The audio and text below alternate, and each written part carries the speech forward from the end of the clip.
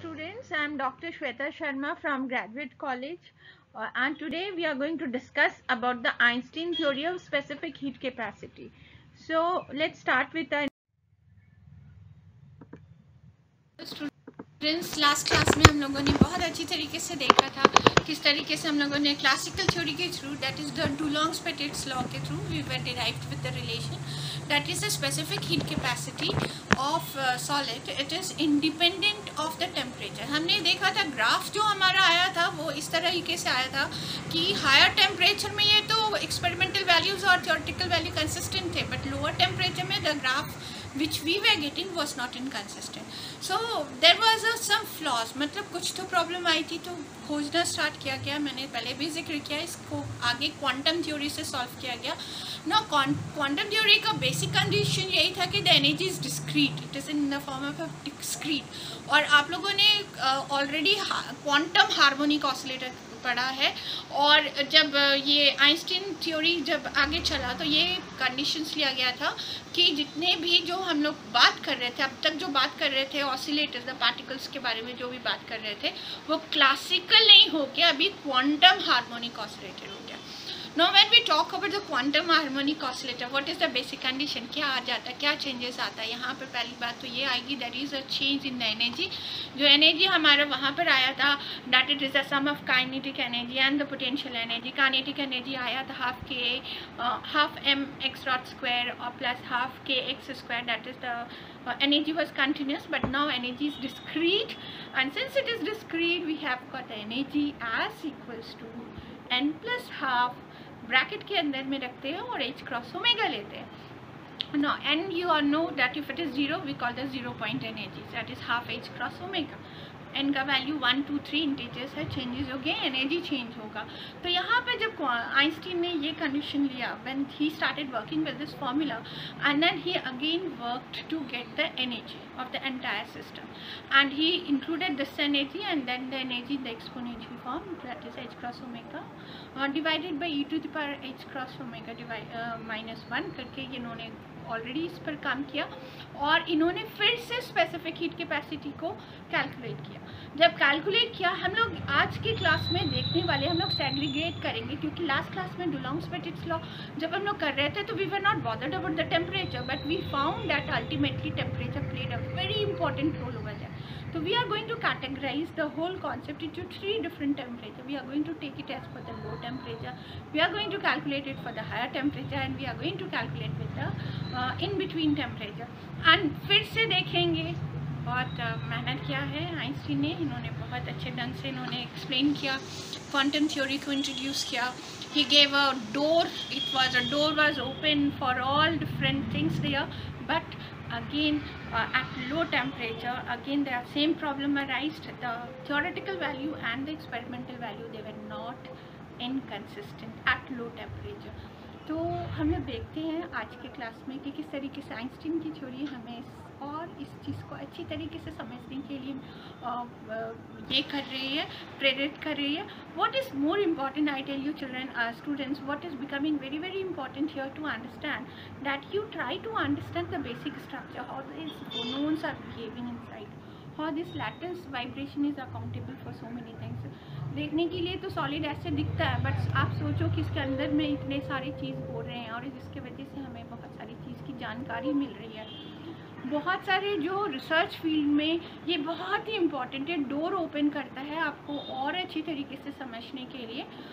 तो इसलिए आज का class is very important, I consider this as a very important class क्योंकि अगर आप आइंस्टीन थ्योरी को अच्छी तरीके से नहीं समझते तो हमारा जो नेक्स्ट क्लास है जो डिवाइस थ्योरी आप इसको नहीं समझ पाएंगे क्योंकि डिवाइस थ्योरी में हम लोग स्टेट ऑफ एनर्जी की बात करेंगे। We will go more deeper into this with the state of energy क्योंकि लास्ट तक हमें वहाँ तक काम करना है।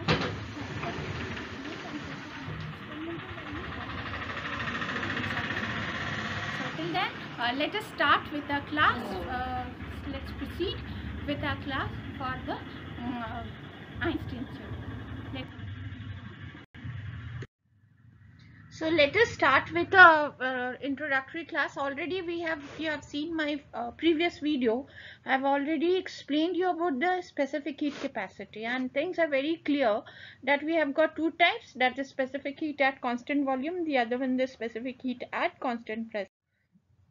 And we have, for an ideal gas, we had the relation Cp minus Cv equals to R. Capital R becomes the universal gas constant. Since we are talking about the solid, so we have the volume, there is no expansions. We believe that the solid is not expanding, and we have got the value of Cv as equals to C. So we will be considering the specific heat capacity at Einstein equation. We have here that for energy, where the energy in Einstein equation, energy is quantized, and we have got E equals to n plus half h cross omega. So here the average energy of the harmonic oscillator, because we have considered this as an harmonic oscillator, quantum harmonic oscillator, and since we have considered about the quantum harmonic oscillator, so basically what you really get to see here, this as equals to E. We have the formula here, that E is equals to this formula you can see, and here we for the energy in terms of one harmonic oscillator, but there are n dimensions, so we have got for 3n. This is only for one, for when we consider the 3n,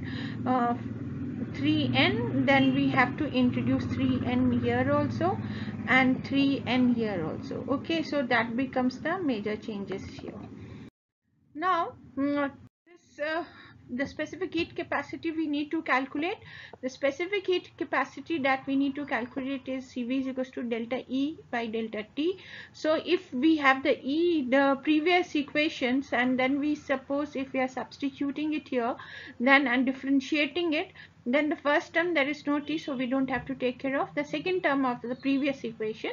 If we are differentiating it in term with with respect to temperature, then you have this formula. So this is the differentiation, because e to the power h cross omega by kBt minus 1, if goes to the numerator it was minus 1, so minus is here, and this is minus 1, so it becomes minus 2, and then again differentiation of this term. So we have here differentiation is the same term, we are getting it up here, but it has associated with t, so t goes up t to the power minus 1, and again the differentiation of this comes as this is what we get, the differentiation of 1 by t square, along with the constant h cross is h by 2 pi, omega is the frequency here, kb is the Boltzmann constant.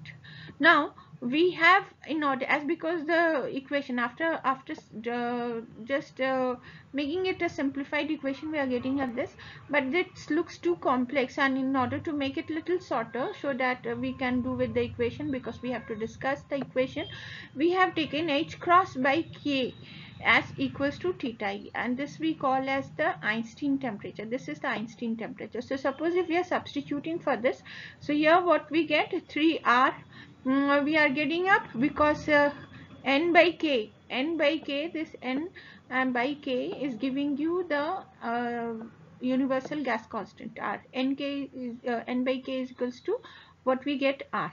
Okay, so yeah, yes, you are getting up this condition, that h cross by omega by k as equals to, we have substituted as theta e.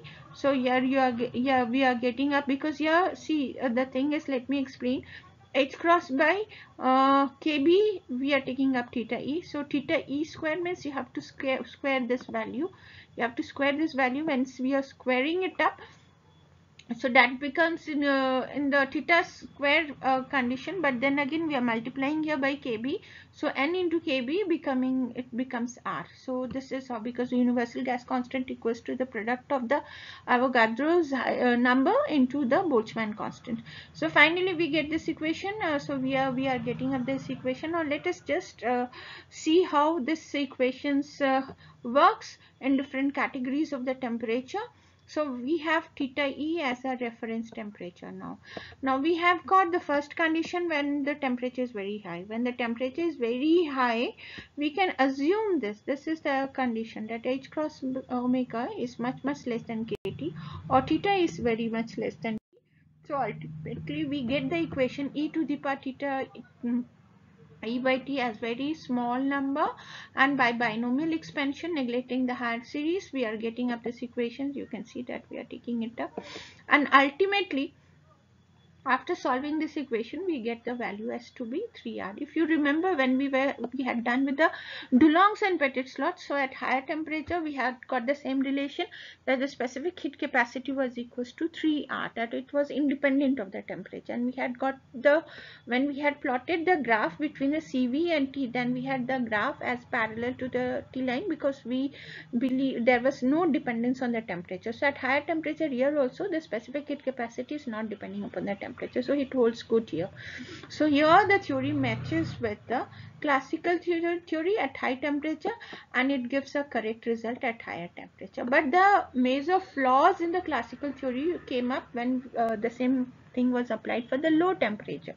So let's see how things changes when we do with the low temperature. Now for low temperature we have got just the opposite condition. Your H cross omega will be much higher than KT, or theta is much greater than T. So let us substitute and evaluate what we are getting up. When we substitute everything here and then we evaluate, we are getting up this equation. We are getting an exponential part, and this is the expression. This is the expression. We are getting an exponential part. So here the exponential part shows that this term is decreasing. So actually at low temperature, if we are supposed to plot a graph between the specific heat capacity versus temperature, then at higher temperature you can see that this is for the higher temperature, the graph is parallel. It is nearly equals to, if you can take this value as equals to this is, and we can very well, we can write here this S3 and this SR, we can take it as R for at higher temperature. But if we talk about at the lower temperature, then the nature is exponential. This is the nature of the graph at lower temperature. This is the nature of the graph at lower temperature. So this experiment, the specific heat is decreasing exponentially with decrease in temperature, and experiment shows that specific heat capacity varies as TQ. Okay, so again the theory failed at low temperature. So even for the Einstein theory we can see that it has failed at a very low temperature. So at high temperature it somehow managed with the value. If the graph is it can be seen that it is becoming independent of temperature, but at lower temperature it is an exponential. But the experimental value shows that it is proportional to T cube of the temperature.